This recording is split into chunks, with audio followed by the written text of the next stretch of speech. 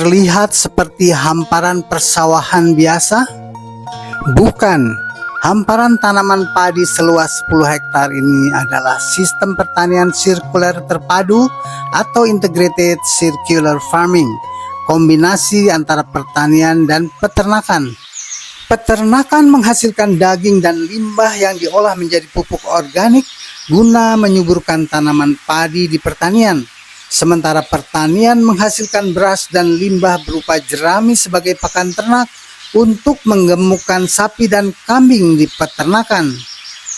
Dari sistem ini dihasilkan daging berkualitas grass fed yang kaya akan vitamin dan antioksidan. Dari sistem ini pula dihasilkan beras organik yang lebih kaya akan serat, vitamin, dan mineral.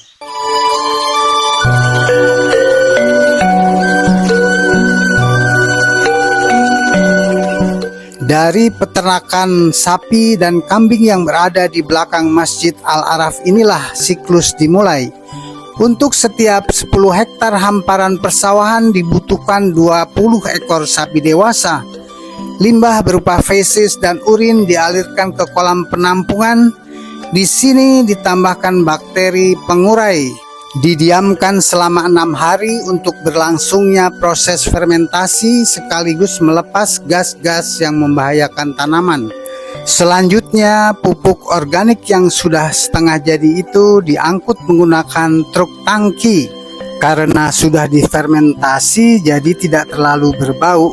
Pada bak yang disebut landing port inilah pupuk organik yang berbentuk cair tadi lalu dicurahkan dan kemudian mengalir secara gravitasi ke seberang persawahan, menyeberangi sungai menggunakan pipa 6 inci, melewati perkampungan, melintasi jembatan di atas sungai yang lebih kecil, dan selanjutnya menembus areal persawahan dengan jarak yang cukup jauh. Di sepanjang perjalanan pipa dipasang bak-bak kontrol untuk menambahkan air guna mencegah pupuk organik memadat sehingga macet tidak mau mengalir. Setelah menempuh perjalanan jauh, maka sampailah pupuk organik cair yang kaya akan unsur N atau nitrogen itu ke kolam penampungan.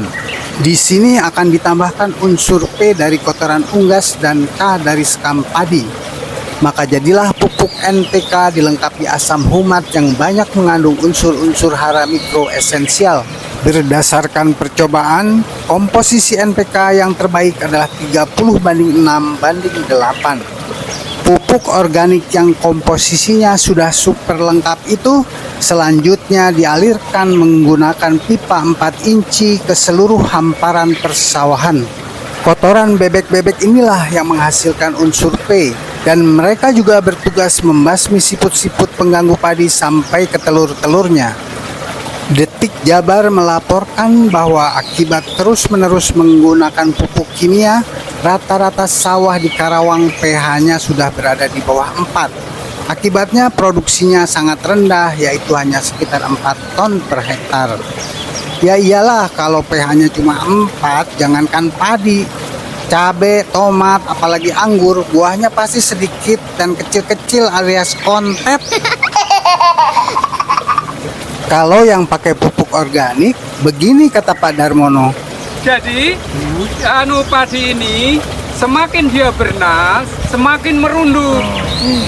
Terus kemudian jumlah butirannya lebih banyak kalau dengan organik.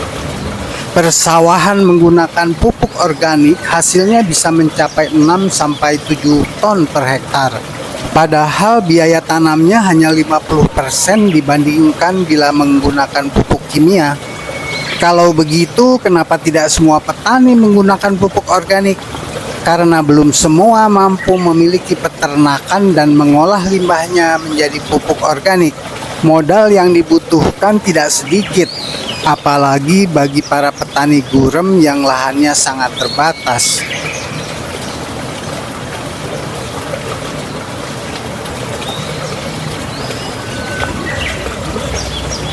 Bu Fatima. Ya.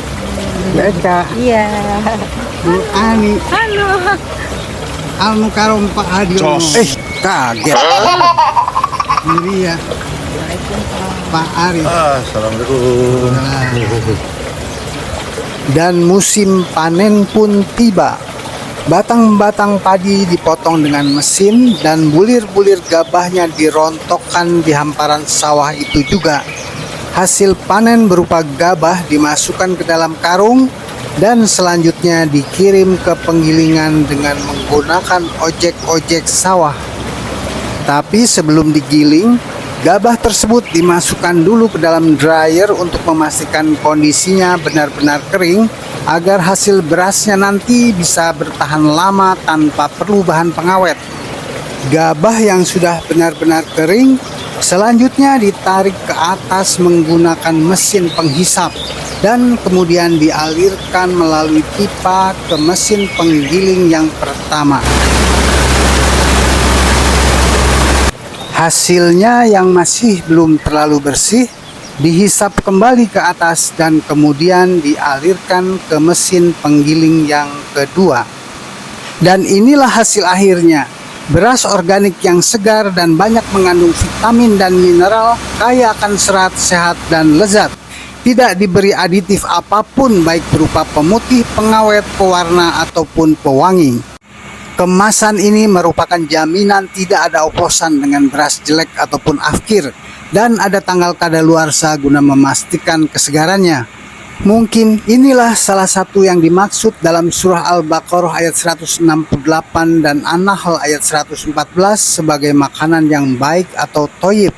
Untuk menjaga kesehatan seluruh keluarga, maka beras yang kita makan sehari-hari haruslah yang halalan thayyiban, insya Allah.